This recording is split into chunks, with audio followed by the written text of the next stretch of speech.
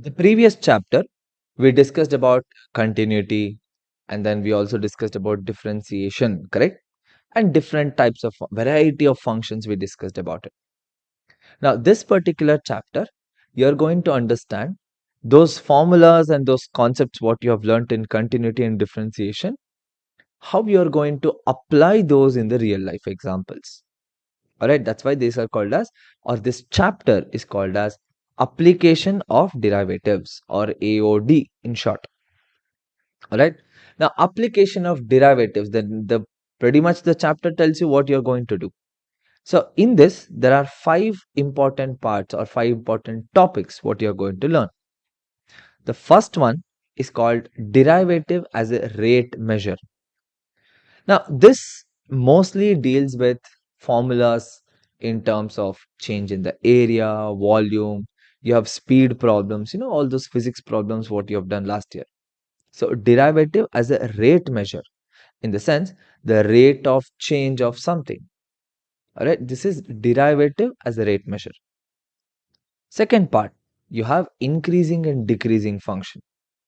All right, suppose if I give you a particular function, you can figure out with the help of derivative, you can figure out whether the function is increasing or decreasing, or is it going to be the same. All right, now this is a very important part because later on there is a concept called as convergence and divergence.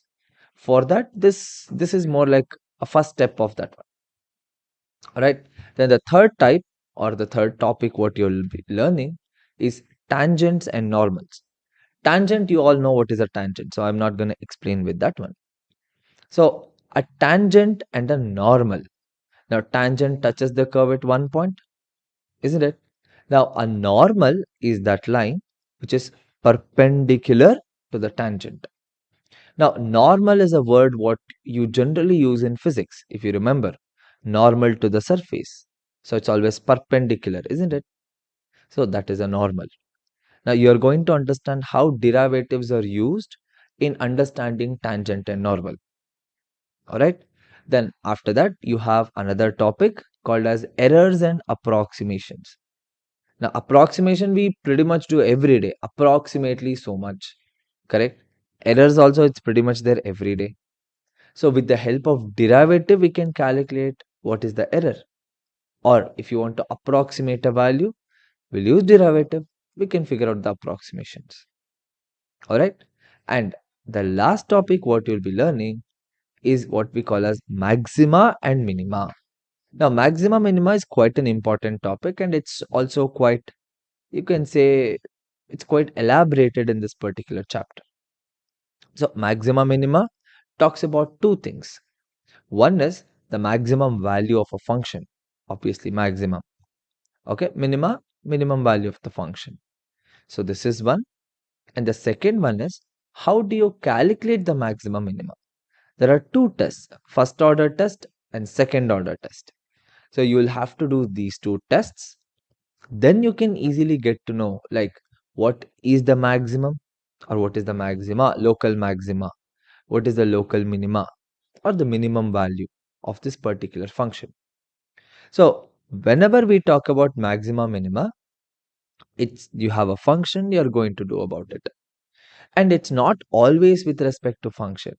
You can also have questions wherein you have a room, say a cuboidal room.